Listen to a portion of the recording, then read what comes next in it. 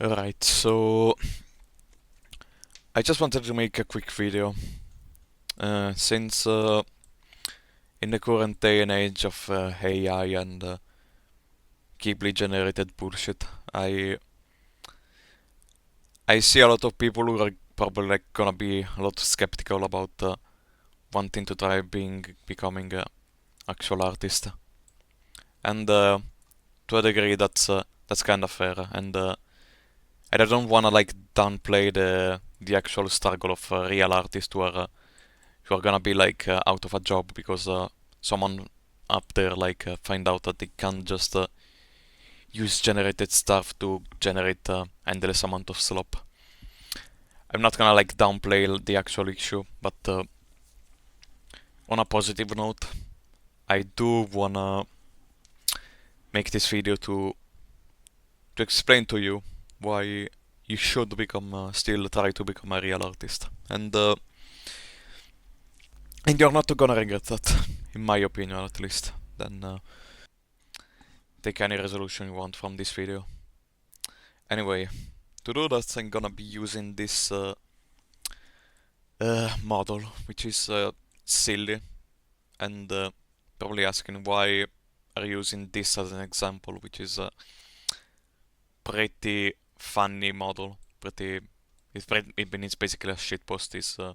For those who don't know, like when I created Carcass, someone in my YouTube comments said that it looked like a demonic Funko Pop. And I said that yeah, fuck it, I'm just gonna make it into an actual Funko Pop.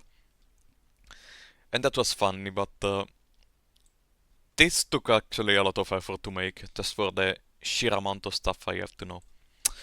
Now, I want to imagine yourself as an AI bro that's just gonna say, yeah, what's the issue? And just gonna generate an image of Carcass Funko Pop.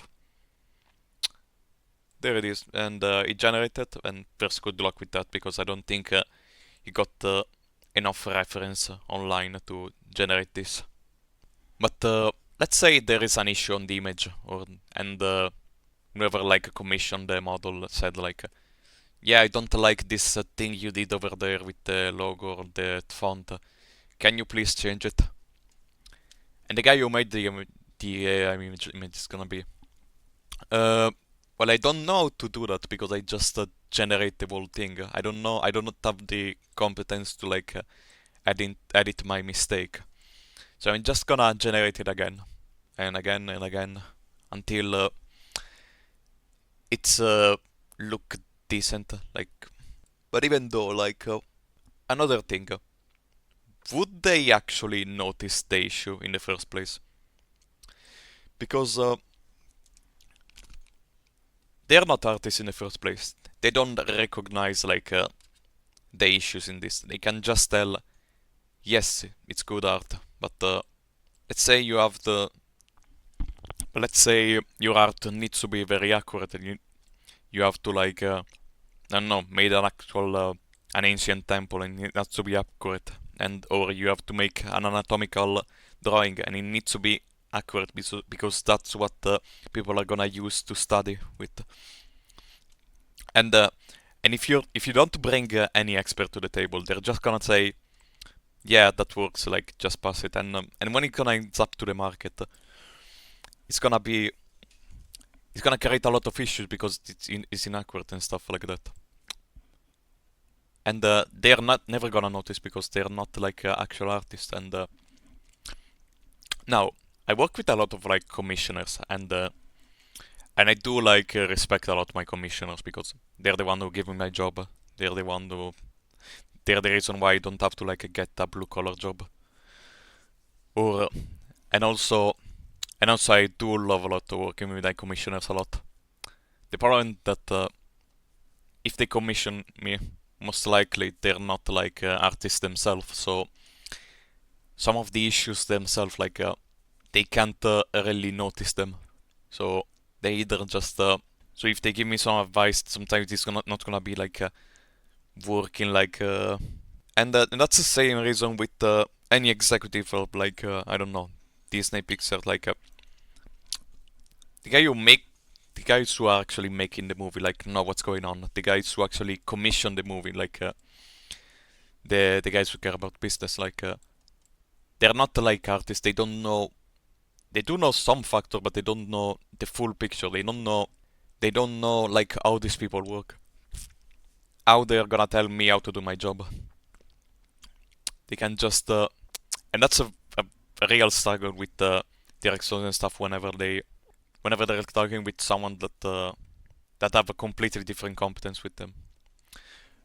Going back to this model, I just wanna tell you how much complicated it was, because now the model itself is pretty simple. It's a very low poly thing. The texture is the one from Carcass, and that was and that one was actually a decent quality. Like I had to like put actual effort into it, and it was made with a big mix of UV mapping and Ape-Rite, and then I got to like render the model to make this Photoshop thing, and then I have to actually make the packaging for it, which no problem. You can just use this one from Funko. The problem is that I can't just drag this one here into the UV mapping. Then I have to like instead like had to like remade it entirely on Adobe Illustrator, and remade the logo itself to like I know nobody's gonna care, but if you're gonna make like a reference, you're probably gonna use like some fake like logos. Like I have like Ultra Kill logo that also that was designed with Illustrator like from zero. So another like so that's another like competence in logo design that I had to learn. And then there are the font, which this is the one from Ultra Kill, and this over here it's the original logo from the Ultra Kill beta. And why did I use this instead of the normal Ultra Kill logo? It's because this one fits the style better and the size of the box.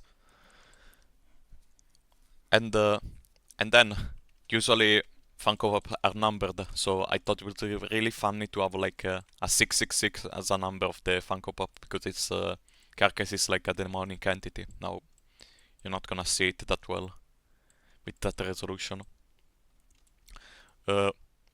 This grain over here was photoshopped, and this other grain was made with Ape-Rite again, and the whole like this whole like image was like in high resolution until I just bumped down the resolution in Ape-Rite again, just to fit the Ultra Kill style. All of this like different steps, which take a lot of different competences, just to make sure the model is gonna be as accurate as it possibly be to a real Funko Pop, and fitting in the Ultra Kill style. And you're saying like, wow, that sounds a lot hard. Like that sounds actually very hard. I don't think if I could do that. And you're right. Like you have to like learn a lot of different stuff to do it. But also some of this process like are just a result of like very simple steps that if you're curious enough, they're very easy to learn actually. And it doesn't took like it probably takes a lot of effort to do this, but to learn the individual steps, it doesn't like took a lot of effort. And here's the fun part. Now, what is an artist? Like, I know this is a very like big question, and I say like an artist is someone that for me like want to communicate something and know what they're doing, like know what's gonna work and what doesn't work. Now, if you take as an example, okay, you probably have played like Road Squad. This game is kind of it's both a good game but an actual meme. This game looks like actual ass. it doesn't take an expert to say this. Thing is that it's intentionally like us, and if you see a lot the individual like sprites and models, you say that the creator of it actually did know a lot of like I did actually add a lot of like artistic competences before making this. There is an understanding of shading of 3D modeling. It's just but it just fit in the actual aesthetic. This guy wanted to make a game that looked like us, and it's paid off really well. He knew exactly what was doing. It was to make like a crude, uh, very artsy kind of game, and it did this job well. Now, on the other spectrum, uh, you probably see and also that this is a game that did everything wrong in my opinion, because now the the creator actually has a lot of like artistic expertise, but I really recommend you to watch the Running Shine video on this game, because they did a really good job of breaking it down. But my problem with this game is that the create whenever like someone compliments the creator for his job, it's always like, "Oh wow, your game is so good! I can't believe you did that." And he's like, "Yeah, I know." And or like the other reaction is, "This game is so fucking bad. I'm so glad you did that on purpose." And his response is always like, "Yeah, I know."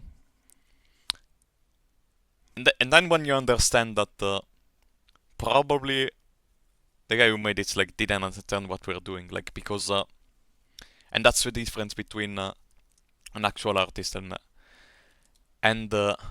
someone who is just throwing a lot of paint together, and it's like hoping it's gonna be. I mean the graphic is pretty, but the graphic is really pretty, but the issue I got is that if your job is just making something, making stuff pretty, it's a very easy like process. Like anyone, and now anyone to this day can just generate whatever they want to just make an image look pretty, and anyone can just make this portrait, but in a Ghibli style, and they're gonna give me a pretty solid image. But why? Why would you make that? Because not just for the fact that it just states list like Ghibli, which is just known to have to be really strict about their policy about using traditional art. Using AI art on it is downright insulting, but we all know that. But the difference is that if you wanna be an artist, like a real artist, the difference between that and someone who is just makes slop art is that the artists know what they're doing, know why this is where it is, what works, what doesn't, what mistake they made, know what criticism is valid and what is not very valid. An artist know when it succeeded and when it failed. Like, look at this. This is another issue I see. Very crude, like texturing here. Very ass. And again, even big artists, like even like talented artists, make mistake. Like,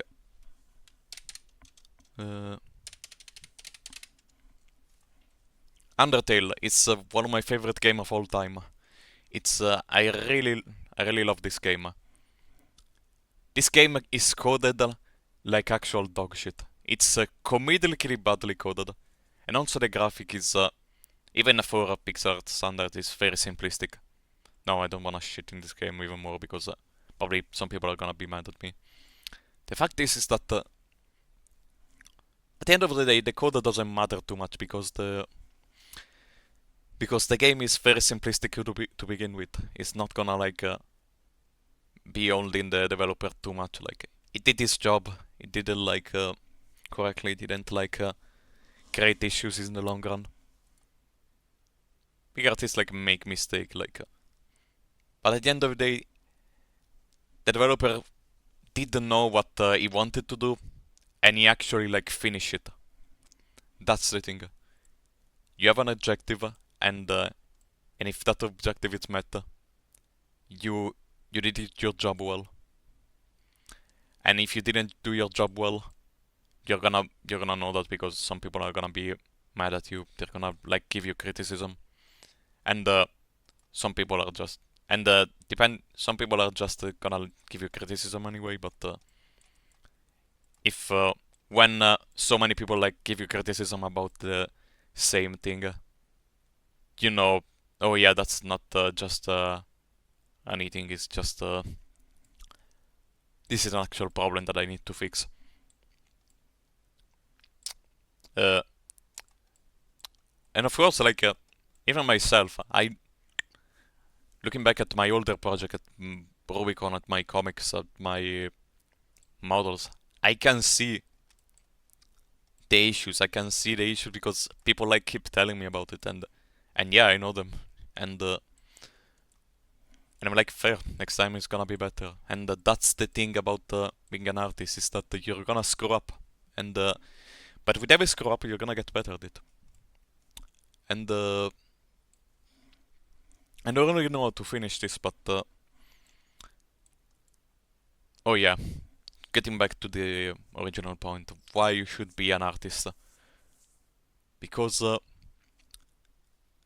okay, even if you don't end up not doing anything with your art, maybe maybe you're gonna end up 40 and not doing anything with your art at all, and notice forever. Uh, you're still gonna be learning a shit ton of stuff and making a shit ton of friends just by doing that. There is Conveying comic I made. Not many cared, but the people who actually cared really, really liked that. And and I brought some VA to actually do the comic dub. Some of those people became one of my biggest friends at the moment. And it was very fun to just hang out with these people. Even if it doesn't work, even if your project doesn't succeed, you're gonna come out from this with gaining a lot in terms of experiences of contacts of anything just by making art, just for the experience alone, it should be worth it as long as you're enjoying it. And that's another problem. Not all of us is made to make art, but there's not just one type of art. There's not just drawing. There's also modeling, podcasting, making videos, making games, writing, music, anything really. And if one doesn't work, maybe you're more suited for another kind of art. And yeah, I don't know how to finish it, but that's pretty much it. Bye bye.